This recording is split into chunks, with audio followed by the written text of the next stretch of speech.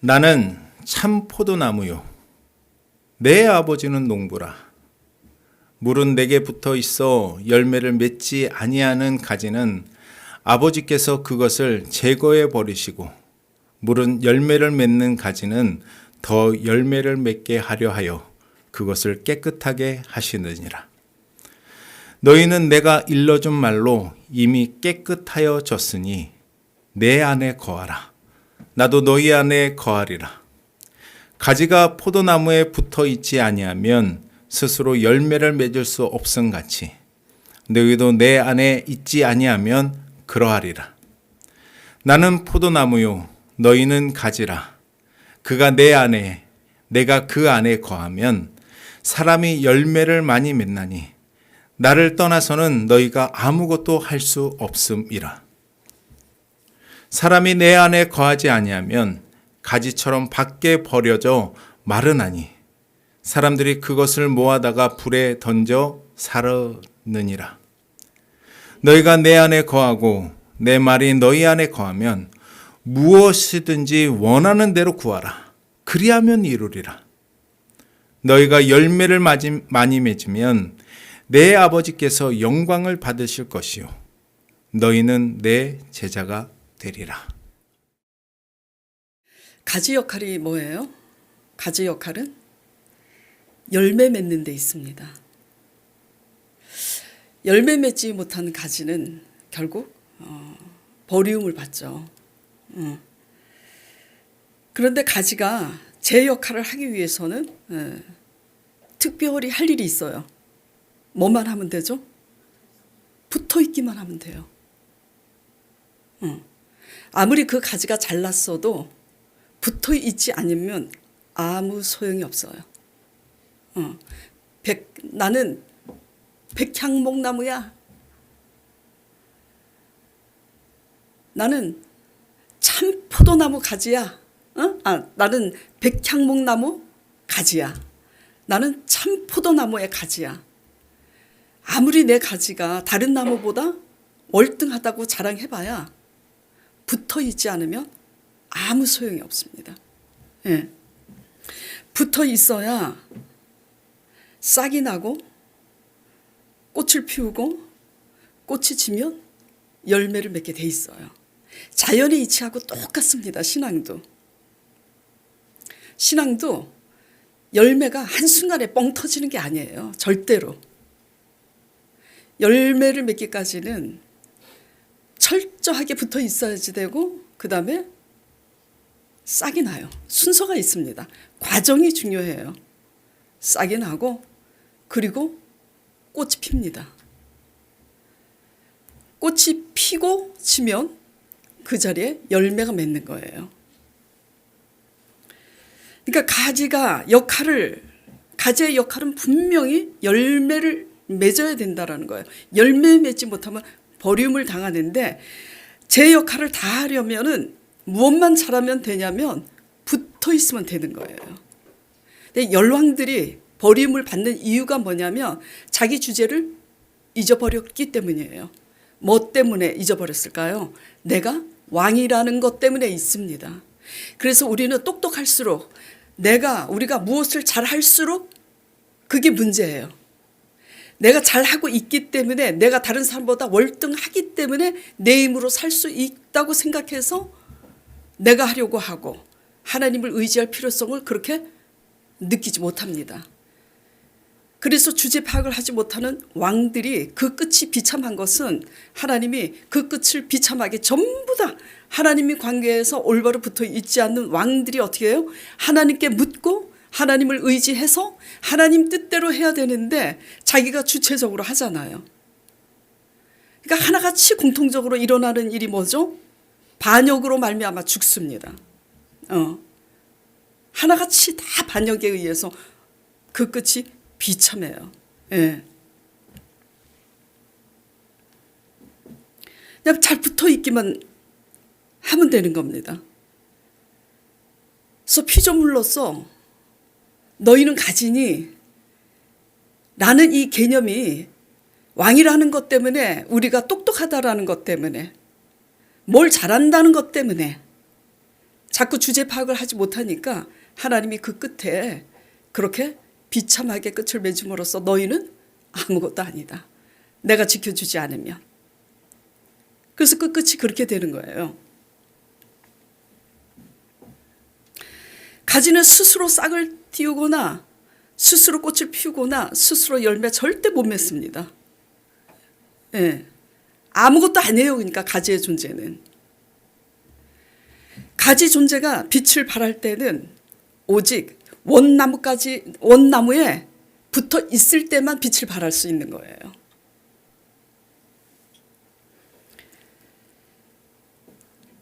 그러므로 예수님과 우리 관계를 지금 이렇게 비유로서 말씀하고 계시는 거예요. 나는 참 포도나무고 너희는 가지라고. 그런데 1절에 보겠습니다. 자, 볼게요. 나는 참 포도나무요. 내 아버지는 농부라 그랬어요. 내 아버지가 누구예요? 하나님 아버지. 하나님 아버지를 왜 농부로서 비유했을까요? 부지런히 일하는 일꾼으로 지금 묘사하고 계시는 거예요. 무슨 일을 하실까? 농부는. 수확 때가 되면 중요한 것은 때예요. 이 때. 반드시 때가 옵니다. 하나님이 망하게 하든 흥하게 하든 하나님이 죽이시든 살리시든 반드시 그 때가 와요. 우리의 힘쓰고 애쓰는 우리의 노력으로 그 때가 오는 게 아니에요. 파수꾼의 경영이 하나님이 지켜주시지 않으면 허산 거예요. 그래서 농부는 어떤 일을 하냐면 그 농부의 때에 결실할 때가 되면 수확을 하는데 열매를 맺으면 그 열매는 걷어들이고 쭉정이는 어떻게 해요? 불살라 버리는 거예요. 꺾어서. 쓸데없으니까. 자리만 차지하니까. 예. 그래서 제가 늘 설교할 때 여러분에게 늘 같은 말씀을 거의 안 빠지고 드리는 게 뭐죠? 일은 누가 한다고요? 하나님이 하세요.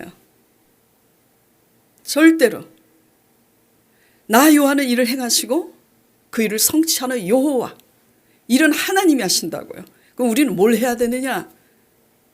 그렇게 일하시는 하나님을 믿으면 되는 거예요. 믿지 못하니까 우리가 하는 거지. 그 일하지 말라는 게 아니에요. 맡은 자리에서 열심히 살아가야 되지만 그 일의 열매는 하나님이 지켜줘야 가능하다라는 얘기를 하고 있는 거예요. 네. 우리의 일은 믿고 순종하는 게 우리 일이죠.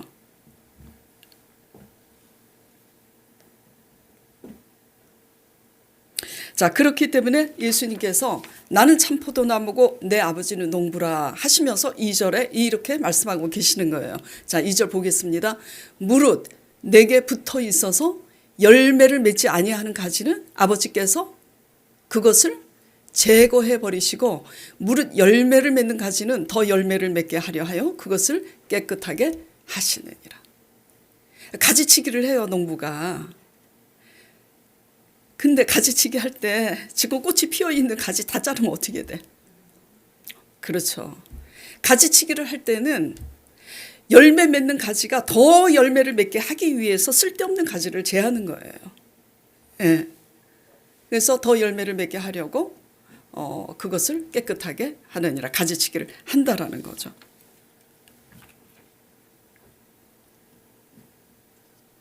자, 가지치기 당한 가지가 지금 떨어져 나가죠.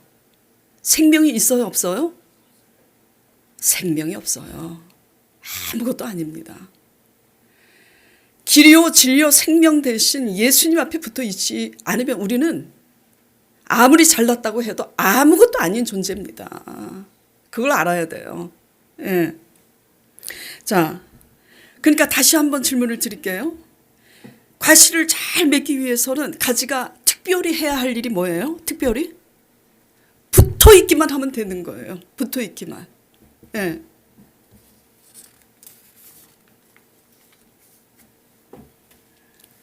그런데 왜 예수님께서 그냥 포도나무가 아니라 나는 참 포도나무라고 하셨을까? 그렇죠? 예. 들포도나무도 있잖아요. 짝퉁. 예수님은 참이세요. 들포도 나무가 아닌 포도나무 중에 극상품, 최고의 품종. 왜냐하면 예수님이 참이시라는 거예요. 길이고 그분만이 길이고 진리고 생명이시기 때문에 지금 참포도나무라고 표현하고 계세요. 그런데 우리가 참포도나무 가지면 뭘 맺어야 돼요? 참포도 열매를 맺어야 되는데 들포도 열매 맺으면 어디에 붙어 있다 온 거예요? 다른 곳에 붙어 있다 온 겁니다. 그래서 이사야 5장 1절 5절에 이렇게 말씀하고 계시는 거예요. 지금 예수님께서 육신으로 오셨을 때 제자들에게 친히 하신 말씀인데 지금 이때는 이사야 선지자 때 하나님의 성령이 이사야 선지자를 통해서 주신 말씀이에요. 제가 읽어보도록 할게요. 나는 내가 사랑하는 자를 위하여 노래하되 내가 사랑하는 자의 포도원을 노래하리라. 내가 사랑하는 자에게 포도원이 있으며 심히 기름진 산에로다. 그러니까 가장 기름진 산에 땅을 파서 돌을 제하고 극상품 포도나무를 심었도다. 그리고 그 중에 망대를 세웠고 또 그 안에 술틀을 팠도다. 고라니가 못 들어오게, 곰도 못 들어오게. 좋은 포도 맺기를 바랐더니 들포도를 맺었도다. 3절. 예루살렘 주민과 유다 사람들아 구하노니 이제 나와 내 포도원 사이에서 판단하자. 내가 내 포도원을 위하여 행할 것 외에 무엇을 더할 것이 있으랴. 내가 좋은 포도 맺기를 기다렸거늘 들포도를 맺으면 어찌 됨인고. 5절. 이제 내가 내 포도원에 어떻게 행할지를 너희에게 이르리라. 자, 같이 읽겠습니다. 내가 그 울타리를 걷어 먹힘을 당하게 하며 그 담을 헐어 짓밟히게 할 것이요. 예. 중요한 것은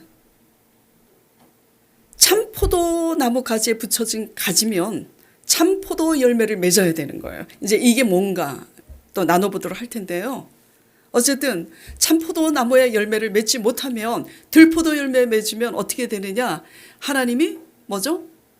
먹힘을 당하게 하고 그 담을 헐어버리겠다고 말씀하고 계시는 거예요. 그래서 지금 열왕기 상하를 지금 열왕기상 끝나고 열왕기하 말씀 보고 있잖아요. 열왕들이 어떻게 돼요? 전부 다 아수르를 의지하고 애굽을 또 의지하고 그렇게 하니까 결국 하나님이 그들에게 먹히게 하잖아요. 그리고 바로 옆에서 보좌했던 그 장관에게 반역을 당하고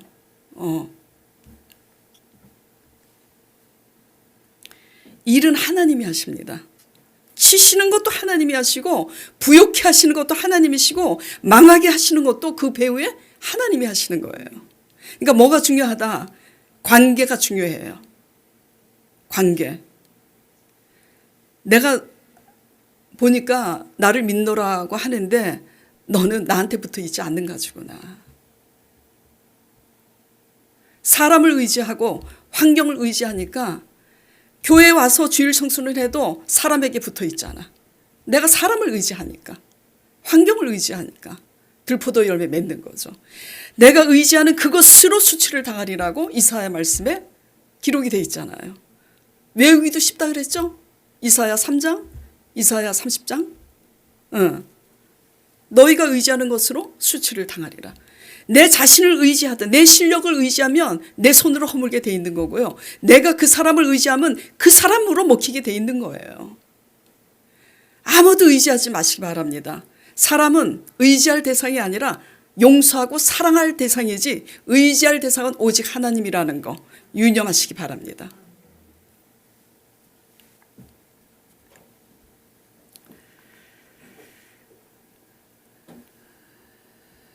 자, 3절, 4절 보겠습니다. 이제 본문. 자, 이렇게 이제 열매 맺지 이제 못한 가지는 내가 제하여 버리리라 말씀하시면서 3절에 이렇게 말씀하세요. 너희는 내가 일러준 말로 이미 깨끗하여졌으니 내 안에 거하라. 그러면 나도 너희 안에 거하리라. 지금 말씀하세요. 이게 무슨 말인가? 너희는 내가 일러준 말로 이미 깨끗하여졌으니. 그러니까 그러니까 이미 예수님을 믿는 사람은 예수님 말씀을 믿습니다. 그러면 그 믿음 때문에 제사함을 받아요. 예수님을 진심으로 믿고 제사함을 받았다고 예수님과 함께 하지 않으면 예수 그리스도의 성령의 열매를 맺을 수 없다라는 거예요. 예를 들어서 이렇게 이제 표현하면은 쉽죠. 자, 부모 자식 간의 관계. 대부분 자녀들은 부모가 원하는 대로 살지 않습니다. 제가 오래전에 이제 신문을 보다가 얼마나 웃었는지 몰라요. 그래서 강 목사님한테도 그 얘기하고 웃었는데, 그 서울대 여자 교수님이 쓴 칼럼이에요. 근데 아들을 이제 둘 키우는데 그분이 이렇게 얘기하더라고요. 아들 딸을 키우는데 특히 아들놈들을 키우는 놈들이 엇나갈 때 다 그것 때문에 속 썩지 말라 그러더라고요. 그 사춘기를 지나가고 이렇게 철이 들 때까지 지나갈 때 자기 아들도 그렇다 그러더라고요. 그냥 이렇게 생각하래요. 미친놈 하나 키운다. 우리 아들도 한때 저한테 그랬어요. 엄마, 설교할 때 제가 얼마나 말씀을 부렸는지 다 얘기해 주라 그러더라고요. 그래서 제가 진짜 그래도 되겠니? 그렇다는 거예요. 왜? 성도들 중에 말씀 부린 사람들 위로받으라고 나만 한 사람 있겠나 하고 그래서 내가 개척해서 초창기 때는 우리 아들 흉을 이제 우리 아들이 그렇게 얘기했기 때문에 이제 흉을 이제 몇 번 봤는데요. 미친놈 하나 키운다고 생각하라고 그러더라고요. 과정이니까. 내 나이가 어린이 돼서도 그렇게 말씀 부리면 문제가 있는 거죠. 제가 왜 이 얘기를 하냐면 우리는 있죠. 강 목사님 딸 아이고 죄송합니다. 학교에서 학생들이 친구들이 막 80점 맞아서 막 우는 거예요. 90점 맞은 애들이. 평상시 10점 맞다가 자기는 50점 맞았으니까 막 너무 기쁜데 80점 맞은 애들이 우니까 이거 내가 웃고 싶어도 웃지 못하는 거야. 진짜 울 사람은 난데. 그러니까 딸이든 아들이든 자녀들은요, 우리가 원하는 대로 살지 못합니다. 말썽을 부려요. 그런데도요, 왜 우리 강 목사님 딸이 그렇게 행복하냐면, 그럼에도 불구하고 우리 엄마 아빠가 나를 얼마나 사랑하는지를 알기 때문에. 그러니까 자녀들이 말썽을 부려도요, 부모들은 그 자녀를 버립니까? 안 버려요. 이미 내 뱃속에서 내 자녀를 낳은 순간 어떤 말썽을 부려도 나는 그 자식을 버리지 않고 용서하고 사랑하리라. 그런 관계예요. 그렇지만 점점 커서 철이 이제 들면서 훌륭한 부모 만났으면 훌륭한 부모 밑에서 그 가르침과 그 본을 따라 성장해야지. 커서도 불량한 사람들과 어울려서 그렇게 그 세계에서 살면 어떻게 되겠어요? 그러니까 부모 관계는 버리지 못하는 그런 용서와 사랑의 관계, 그런 믿음의 관계라고 해요. 부모라는 믿음의 관계에서. 그러나 달라지지 않으면 부모 닮지 못하잖아요. 만약에 부모가 훌륭하다면. 하물며 예수님의 관계도 마찬가지예요. 예수님을 믿고 예수님을 사랑함으로 우리가 제사함을, 그 믿음 때문에 제사함을 받았지만 예수 그리스도의 그 훌륭하신 진리의 가르침을 받으면서 그 본을 따라서 우리가 살고자 하는 경건의 훈련이 없으면 우리가 이 세상 따라가면서 다른 세계에서 살면 우리 하나님 아버지가 원하는 그 열매를 맺지 못한다라는 거죠. 또 설교 다 잊어버리지 마시고 또 엉뚱한 거 기억하시고 웃지 마시고요. 예. 그래서 부모가 성장해서도 올바른 이제 그 어른으로서 성장하지 이제 못하면 어떻게 돼요? 늘 부모의 근심거리가 돼서 그 자녀가 사람이 될 때까지 기다리는 수밖에 없잖아요. 예. 그러니까 믿음으로 용서받았어도 예수님 안에 거하는 예수님과 함께 하는 삶을 살 때 성령의 열매를 절로 맺게 돼 있기 때문에 너희가 내가 일러준 말로 제3을 받아서 이미 깨끗하여졌으나 너희는 날마다 내 안에 거하라. 지금 이런 말씀을 하고 계시는 거예요. 예수님 안에 거하지 않으면 세상에 밟히고 수치거리가 될 뿐이라고. 5절 6절 보겠습니다. 나는 포도나무여 너희는 가지라. 그가 내 안에 내가 그 안에 거하면 사람의 열매를 많이 맺나니 나를 떠나서는 너희가 아무것도 할 수 없음이라. 사람이 내 안에 거하지 아니하면 가지처럼 밖에 버려져 마르나니 사람들이 그것을 모아다가 불에 던져 사르느니라. 불에 던져 불쏘시개. 그러니까 지옥불에 던짐을 받는다 이거죠. 그리고 수치거리가 되고. 우리가 아무리 온 천하를 다 얻어서 이 땅에서 잘 나가도 구원을 얻지 못하면 우리 영혼은 아무것도 아닙니다. 뭐가 더 중요해요? 영혼이 더 중요한데, 영혼 구원이 더 중요한데 이 땅에 발을 딛고 사니까 눈에 보이는 게 더 중요하게 보이는 거죠. 무엇을 먹을까? 무엇을 마실까? 자, 어떻게 거하여야 되는가? 가제의 역할을 다하기 위해서 가장 중요한 것은 첫 번째 붙어 있어야 된다는 거 하고, 두 번째 그러면 어떻게 붙어 있어야 되는가라는 거예요. 어떻게 거해야 되는가. 예. 어떻게 거하는 것이 하나님과 함께 하는 것인가. 이렇게 주일 성수하고 뭐 수요 예배, 금요 예배 안 빠지고 모든 예배라는 예배는 다 드리고 헌금하고 물론 해야죠. 이거는 기본이죠. 뭔가를 내가 표면적으로 막 열심히 하고 지키면 거하는 건가?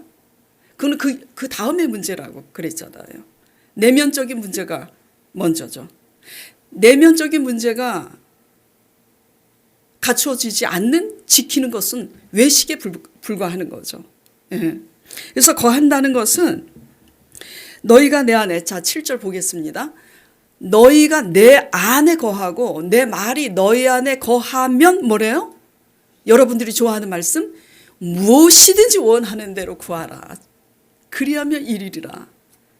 무슨 일을 만나든지 만사 형통하리라. 그러니까 무슨 일을 안 만나든지가 아니에요. 무슨 아무 일 내가 원하는 나쁜 일을 안 만나는 게 아니라 원통하고 억울하고 힘든 일을 만나지만 형통케 하리라. 그런 말씀이죠. 예. 무엇이든지 원하는 대로 구하라. 근데 먼저 뭐가 돼야 된다? 우리가 먼저 거해야 된다라는 거죠. 먼저가 중요해요. 하나님 나라와 의를 먼저 구하라. 그리하면 그 모든 것을 이루리라. 그러니까 먼저 우리가 거해야 되는 거예요. 이 거하는 개념이 바로 되면 하나님 나라와 의를 이루게 되는 거죠. 우리 강 목사님이 오늘 대표 기도를 하셨는데 말씀 따라가는 것이 거하는 거예요. 내 생각 따라가는 게 아니라 주일 성수는 열심히 하고 헌금은 많이 드리고 그랬는데 내 생각 따라 내가 주체적으로 살아가면 그거는 뭐죠? 예수님 가지에 붙어 있는 게 아니죠. 예수님 말씀 따라 가다 보면 어느 날 그 말씀이 생명이 돼서 오는 거예요. 말씀 따라 가는 자에게. 가나의 혼인잔치에 포도주가 떨어졌잖아요. 말씀 따라 가잖아요. 어떻게 할까요? 어머니 마리아가 시키는 대로 결례통에 물을 부어서 그걸 연회장에 갖다 주라. 거기까지는 그냥 말씀을 들은 거야. 그리고 그냥 그거 시키는 대로 하는 것은 시켜서 연회장에게 갖다 주기까지는 뭐예요? 말씀 따라 가는 거라고. 근데 말씀을 가지고 말씀 따라 가면서 결국은 연회장에 갖다 붓는 순간 어떻게 돼요? 물이 변화의 포도주가 되잖아. 그러니까 말씀 따라 가는 삶을 살 때에 처음부터 포도주가 돼서 가는 게 아니고 처음부터 요단강이 갈라져서 우리가 걸어가는 게 아니라 말씀에 의해서 따라가다가 보면 그 말씀이 육신이 되어서 생명이 되는 걸 경험한다라는 거예요. 그러니까 먼저 말씀 따라가는 거예요. 그러니까 처음에는 성경을 읽지만 나중에는 그 성경이 나를 점령하는, 나를 압도하는 역사가 나타나는 거죠. 다 아는 말씀인데 왜 어느 날 갑자기 그 다 아는 말씀이 내게 일어날 것 같은 생명이 큰 생명으로 다가올 때가 있잖아요. 그러니까 태초에 요한복음 1장 1절에 뭐라 그래요? 태초에 말씀이 계시고 그 말씀이 곧 하나님과 함께 계셨으니 이 말씀이 곧 하나님이라 말씀이 육신이 되어 그러잖아요. 네.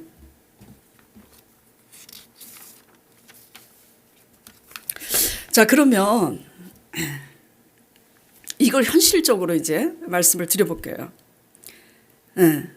이제 제 간증을 해볼게요.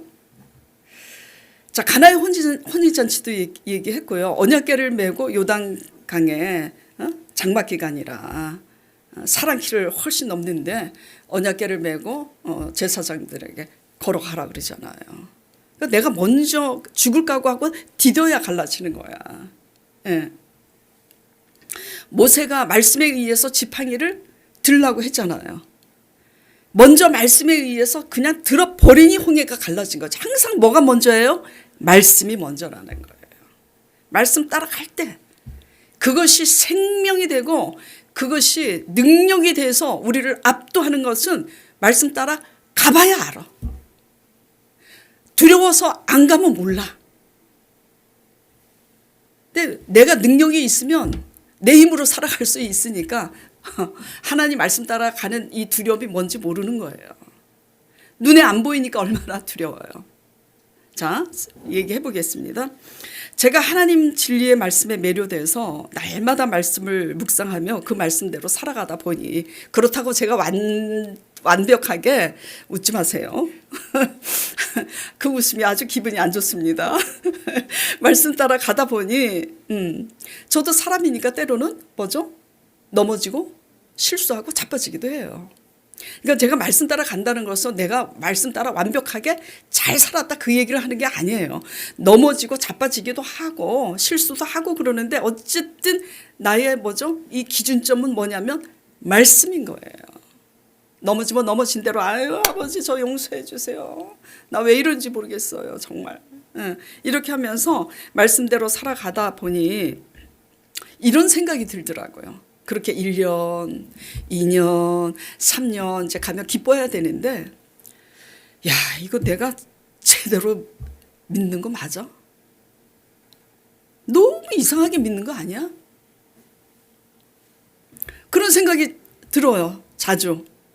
왜 그러냐면 말씀 따라 가다 보니까 현실과 너무 동떨어진 삶을 사는 거예요.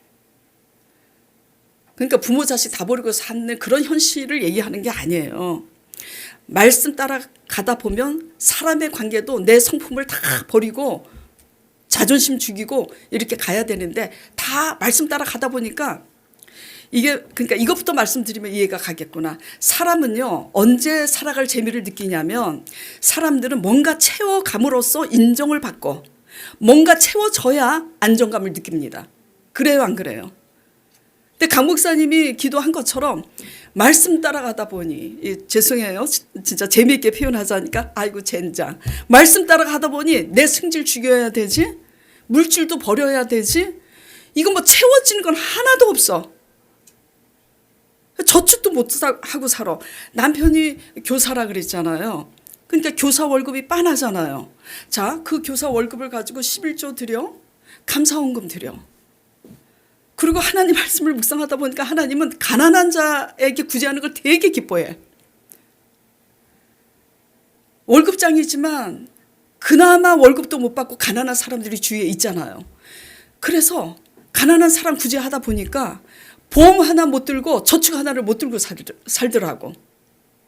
자, 이렇게 살아보세요 한번. 3년, 4년, 5년 저축 하나 못 들고 보험 하나 못 들고 계속 그렇게 살아보세요. 어떤 생각이 드냐? 근데 옆에 사람들은 어떻게 해요? 보험도 들고 저축도 들고 게다가 막 재테크 한다고 막 이렇게 하고 그리고 막 그러면 이제 어떤 생각이 들면 나 이거 제대로 믿는 거 맞아? 나 너무 이상하게 믿는 거 아니야?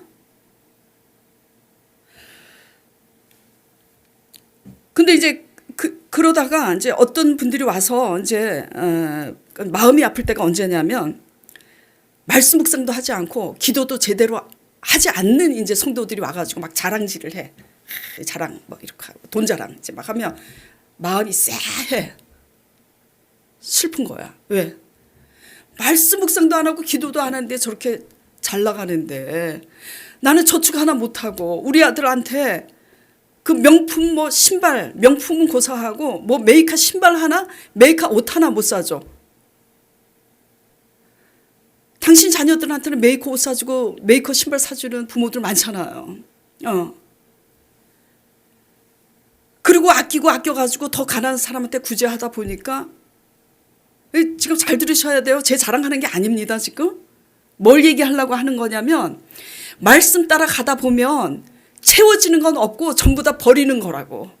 그러니까 그 현실감이 멀어져서 나중에 어떤 느낌이 드냐면 내가 이거 지금 너무 현실성 없이 잘못 믿는 거 아니야? 이런 생각이 든다. 이게 지금 핵심인 거예요. 그래서 제가 그런 데다가 이제 자랑을 했었고 이제 그러니까 내 마음이 슬퍼.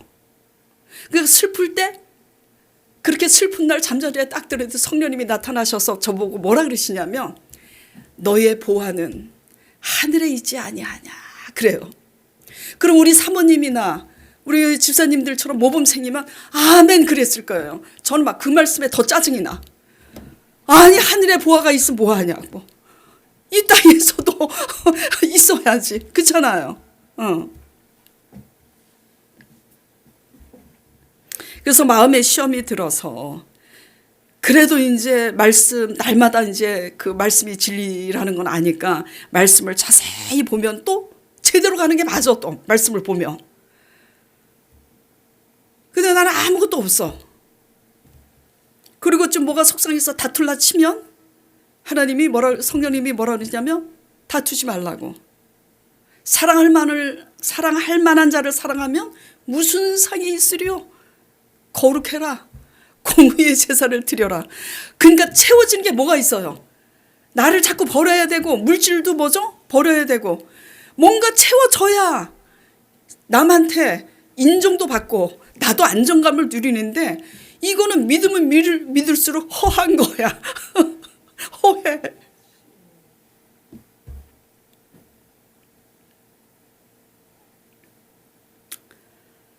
이게 왜 그러냐면요. 말씀 따라가는 삶은요. 제가 가끔 말씀드리죠. 우리가 생각하는 거하고 하나님 나라 살아가는 방법하고는 너무 다릅니다. 그래서 세상과 구별되지 않으면요. 하나님이 원하는 열매를 맺을 수가 없어요.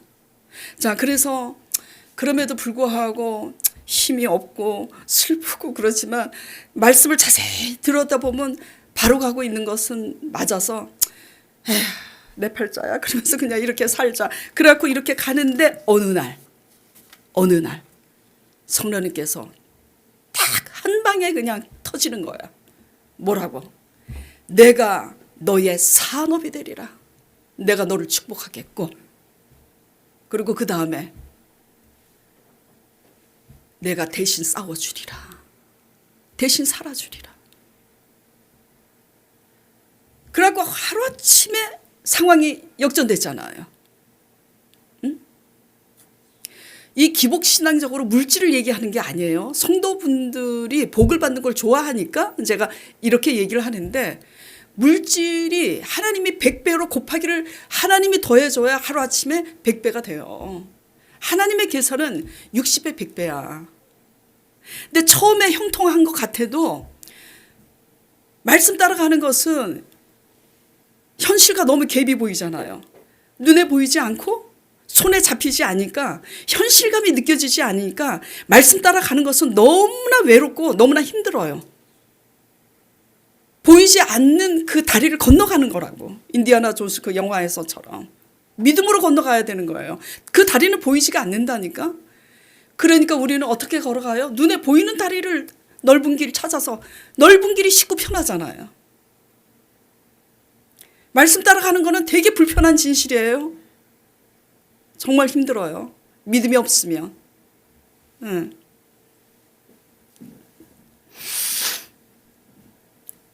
그러나 그렇게 빠른 길, 넓고 편한 길, 그리고 눈에 보이는 다리, 사람 환경 의지하고 갈 때 처음에 형통한 것 같지만, 앗수를 의지할 때는 처음에 형통한 것 같았지만 아니잖아요. 예. 앗수르 때문에 망하지. 애굽을 의지했다가 애굽 때문에 망하고. 처음에는 형통한 것 같지만 말씀이 아닌, 말씀 안에 거하지 않는 삶은 그 끝이 뭐죠? 비참한 거예요.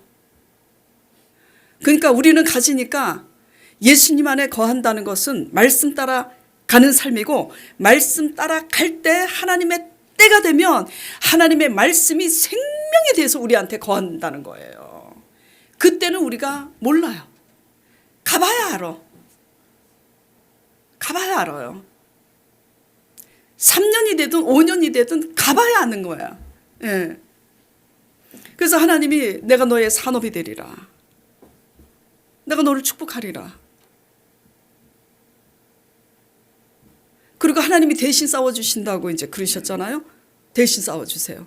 이거 잘 들으셔야 돼요. 뭐냐면 억울한 일을 당할 때도 있고요.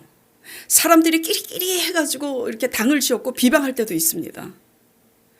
그러면 당신 왜 그래? 하고 가서 맞서서 싸울 수도 있죠. 근데 그건 하나님의 뜻이 아니야. 어떻게 해요? 하나님께 엎드리는 거지.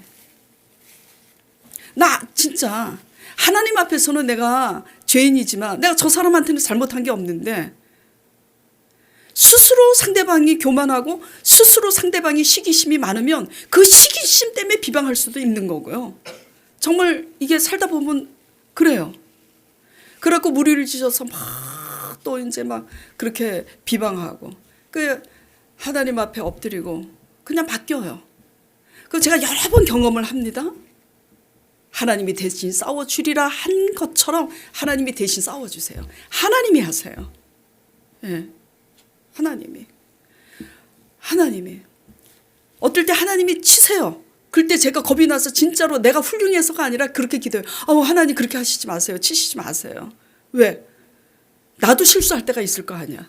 그럼 나도 치실 거 아니야. 나도 남의 흉보고 그럴 때가 있는데, 그렇게 당을 지어서 막 흉보고 그랬다고 하나님 그렇게 목을 치시고, 내가 치리라 근데 목을 치시더라고. 하나님 그러지 마세요. 용서해 주세요. 그러니까 나를 위해서 이제 기도하는 거지. 뭐죠? 하나님이 대신 살아주시는 거예요. 우리가 할 일은 그냥 용서하고 사랑하고, 우리가 할 일은 하나님이 일하신다는 걸 믿어드리는 거고, 그럼 아버지께서 약속하신 대로 하시는 거죠. 바랄 수 없는 가운데 바라는 일은 다 하나님이 하시는 거야. 근데 우리는 우리가 할 수 있는 일은 우리가 하고 우리가 할 수 없는 일은 포기하죠. 그거는 하나님이 원하시는 열매가 아니라고요.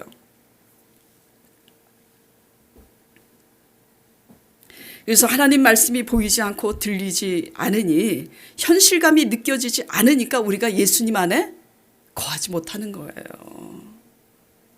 예. 그러나 지금 열왕기 상하 말씀에 배 타고 가고 있으면서 결국은 하나님이 말씀하신 대로 정확하게 그 모든 것을 주도하시고 주관하신 걸 배우고 있잖아요.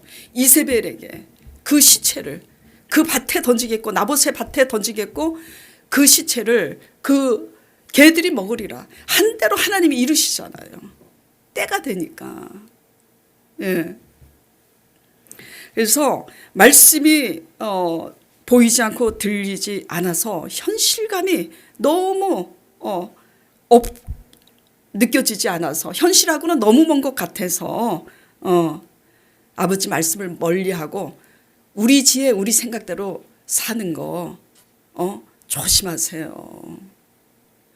그게 하나님 말씀이 늦는 것 같아도 하나님 말씀은 때가 되면 반드시 그대로 이루십니다. 왜 그렇게 그 말씀이 보이지 않고 들리지 않아 현실감이 없이 느껴지냐면, 한마디로 뭐죠? 믿음이 없기 때문이에요. 믿으시기 바랍니다. 하나님의 말씀은 어제나 오늘도 동일하게 살아서 역사하시고, 아버지는 말씀이시기 때문에 약속하신 말씀대로 반드시 합니다. 말씀 안에 거하시길 바랍니다. 말씀 안에 거하는 삶을 살면서 걸어가다 보면 하나님의 말씀이 어느 날 뭐가 되어서 돌아온다고요? 생명이 돼서 육신이 되어서 우리 삶에 올 때가 있어요.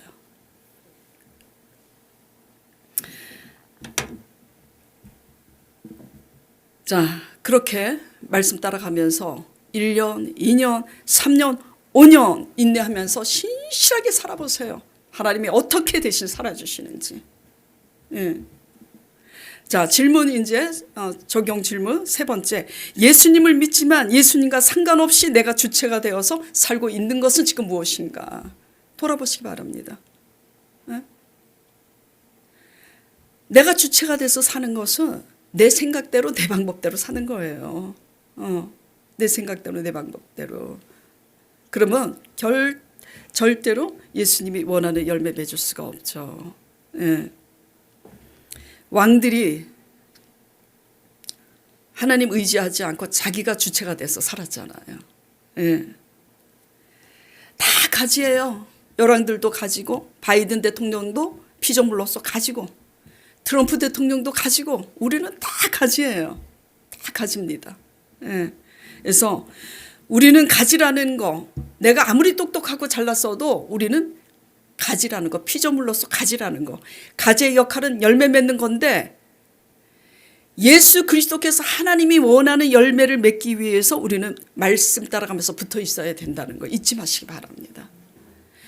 생각이 같아야 돼요. 말씀을 봐야 하나님의 생각과 같아져요. 말씀을 보지 않으면 내 생각으로 가득 차.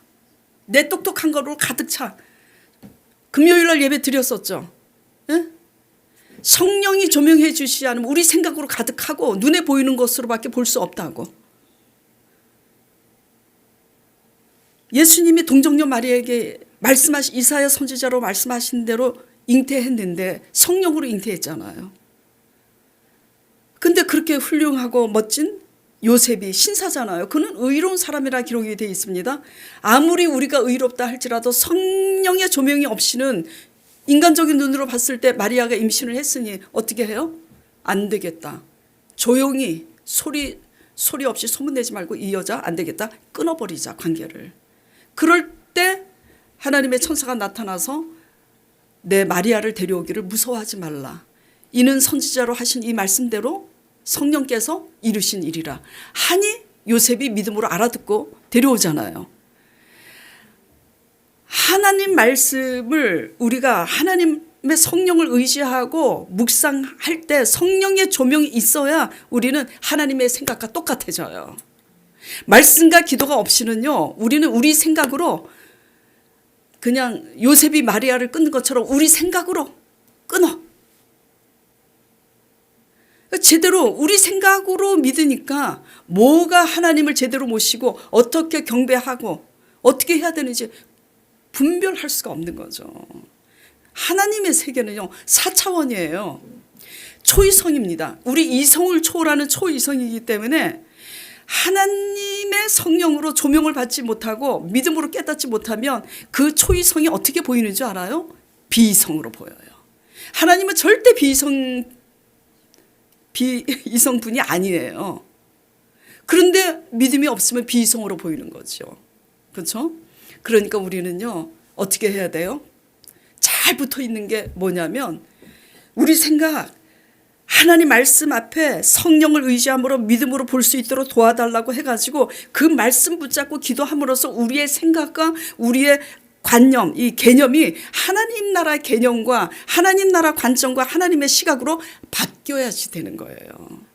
그래서 뭐 맨날 초신자는 괜찮아. 교회 다니지 그냥 10년, 20년 됐는데도 맨날 기도 들어보면 뭐 주시옵소서 뭐 해주시오. 그게 기도가 아니라니까요. 말씀 보고 기도하는 그 이유와 목적은 하나님의 생각과 하나님의 뜻과 우리의 생각과 우리의 뜻이 일치되기 위해서 보는 거잖아요. 말씀 안에 거하시길 바랍니다. 가지는 잘 붙어 있기만 하면 돼요. 절로 열매를 맺는다고요. 양분을 누가 끌어들여요? 가지가? 아니에요. 원래 나무 밑에 그 뿌리가 양분을 끌어올려서 가지에게 전해지는 거잖아요. 예, 가지는 붙어 있지 않으면 아무것도 아닙니다. 명심하시길 바라요. 그래서 여러분의 힘과 지혜로 살지 않기를 간절히 축원드립니다. 예. 자, 그래서 과실은 자, 8절 보겠습니다.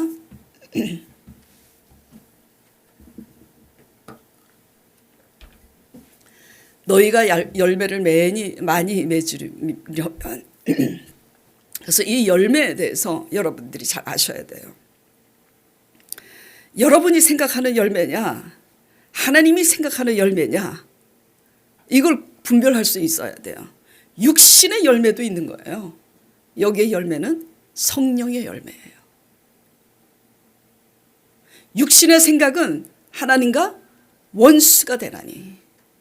로마서 8장. 영으로 인도함을 받는 자라야 하나님을 기쁘시게 할 수 있죠. 그래서 여기의 열매는 성령의 열매입니다. 용서하고 사랑하고 다투지 않기, 하나가 되는 거. 말씀드렸죠. 누가 옳고 내가 옳고. 그래서 그냥 싸우는 것은 뭐 때문에 싸우냐면 내가 옳다는 것 때문에 싸우는 거잖아. 그래서 내가 옳다는 것 때문에 싸워서 이겼어. 그러면 누구의 의를 잃은 거라 그랬어요? 자기 의지. 하나님의 의는 뭐예요? 지는 게 하나님의 의예요. 예수님이 죄가 없으신데 바리새인들과 서기관들과 수많은 육적인 유대인들이 얼마나 모함하고 찔러요. 근데 죽으시잖아. 그래서 예수님이 죽으셨기 때문에 부활하신 후에 예수님을 박해하던 그들이 어찌할꼬 해서 회개해서 새 사람이 되는 거잖아요. 네. 우리가 죽어야 하나님이 우리도 변화가 되고 상대방도 동일한 해와비를 내려서 합력하여 선이 되는 줄 믿으시기 바랍니다. 이게 성령의 열매고 또 하나님이 대신 살아주시는 거. 하나님이 대신 살아주셔야 우리의 경영이 허사가 되지 않아요. 하나님이 대신 살아주심으로 여러분의 경영이 처음은 미약하나 나중에는 창대해지. 처음에는 창대하게 시작했는데 나중에는 끝이 미약하거나 비참하면 하나님 영광 가리잖아요. 모두 하나님 말씀 따라가면서 말씀 안에 거하여서 성령의 열매를 맺는 저와 여러분 되길 간절히 축원드립니다. 자, 기도드리겠습니다. 그래서 악인의 형통을 부러워하지 말고 지금 비록 힘들고 공고할지라도 끝까지 예수님 안에 말씀 안에 잘 거해서 잘 신실하게 가시는 저와 여러분 되길 바랍니다.